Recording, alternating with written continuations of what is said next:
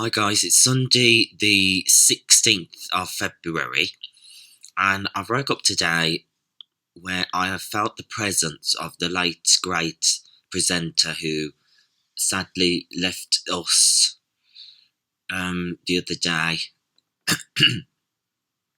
Caroline Flack.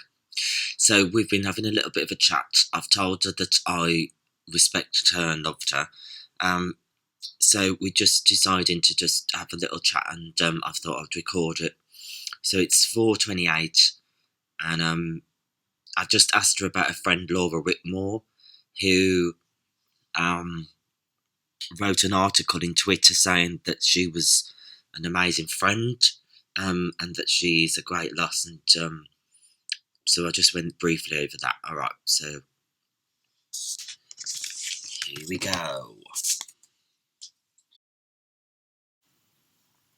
You meet a lot of people in the industry, and you have a rapport with them, and it's a very different energy to having a best friend, or what we would in the old days. Mark, you being the same age as me, you remember the old days when you'd have all these good friends. Like, it was very normal to have a lot of good friends, people that you could speak to on the phone. We used to like make an effort with each other, and we'd call each other and knock on each other's doors. And I really noticed that was gone. I really noticed it, because I would sit at home and I would give anything for people to come and knock on my door and say, "Caroline, I'm thinking of you. Let's, I'd give anything for that to happen, but it didn't. And so I was using work as my socializing. I didn't have many friends, really. I had acquaintances. I truly didn't feel I had anyone to turn to. A lot of people who are hypersensitive, like you are, Mark, as well, you seemingly, from what I know of you, do not call for help to people that you do not truly believe, because you know when people really care about you. You know it. You're sensitive to that. You are hypersensitive, as was I, and I could read people. I could read their intentions with me. They liked my energy. I was always the entertainer, the the one that they could run to, the one that they could talk to. But I grew tired of that role myself, and I went very quiet, and I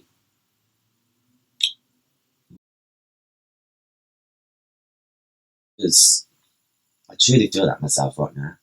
And this is what has happened since you have decided to pass. You don't realise how powerful that message has been to people like me as well, to say, like, we don't have to put up with this as well. Meaning that the world has to change, and the world, the country, or whoever's going to be affected by your passing. I think you don't realise, though, if you feel like that, and I don't know your family or friends, but I can guarantee that they loved you more than you realise. because I loved you from afar, like I was a fan, and I could never.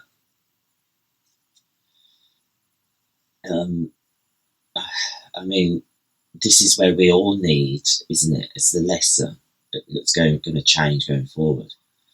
That we all need to look beyond the facade, isn't it? That we only put we only put certain things on Instagram or Twitter. We don't put the truth. We don't say I fell out with my family. We don't say that I don't feel like I can't talk to anybody.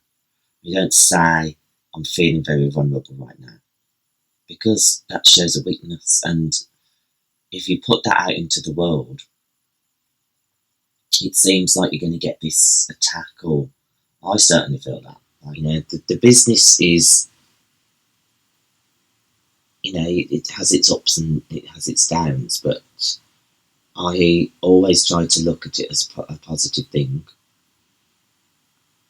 I always saw it as I loved being part of the Love Island project, because it was such a brand new concept, and I felt like I was part of this incredible eruption of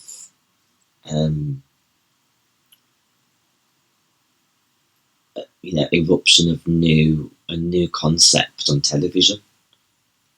And so to me it was like I was in the hurricane of it. I'd had 4 years of experience in it, but it's different when you're in the middle of the hurricane.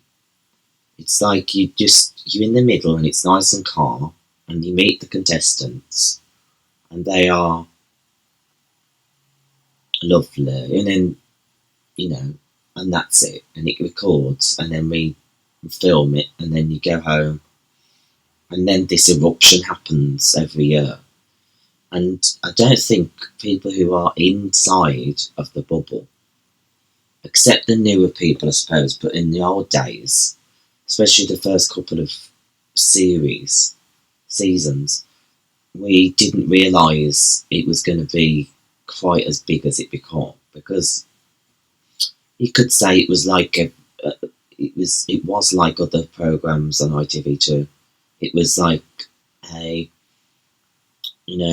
we're going to see people in a house drinking, and but actually something connected with the public with this show. And so that was exciting, obviously, to have success in a project that you're in is always lovely. And it was always like, it became like my child in a way. I had something that was successful, and I will always be proud of it. And I always saw the contestants as my babies. I was, like RuPaul says, mother hen to them. And anyone that had any questions, they just seemed vulnerable, and because I'm vulnerable, I really liked seeing that in the contestants. But it was so interesting to see the changes in the contestants when they come off.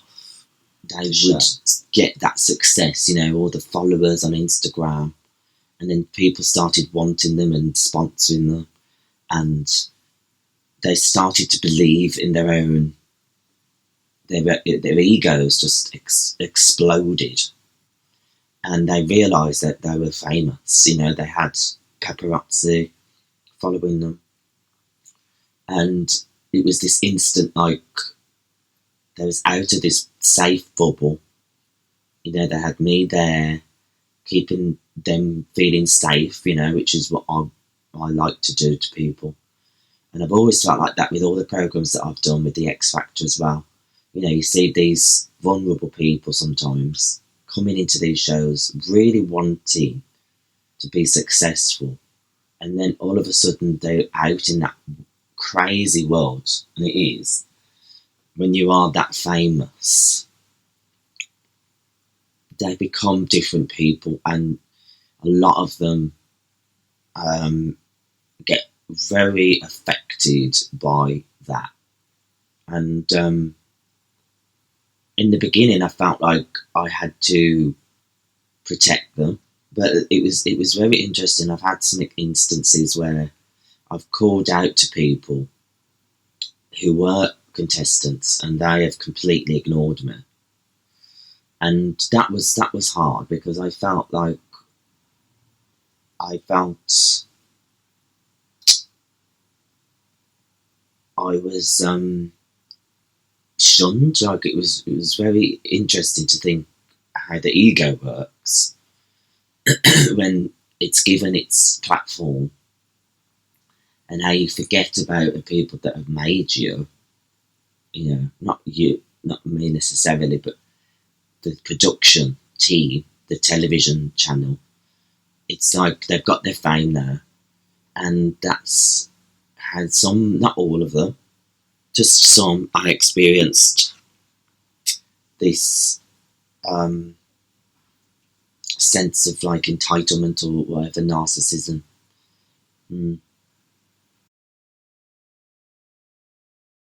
What was your role like before you left? What was your feeling, when you was in Love Island? How did you feel about yourself doing it?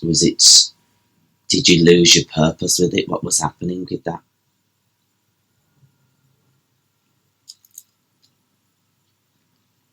There was still a purpose. I still felt like the mother hen. I still felt like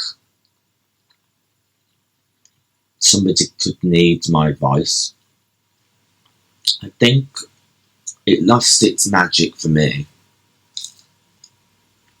a little bit, because it became quite repetitive, and that, to me, just on a personal level, lost its excitement. When people come in and they know what to expect, they know that they're going to be famous. I lost my, I suppose, respect for the contestants, because they obviously come in the end, some of them, to be famous. And the last season that I did, I didn't really have much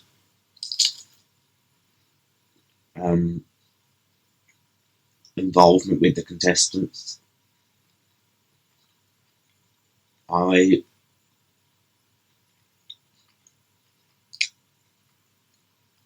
felt disconnected slightly, and I didn't realise it at the time, but I saw it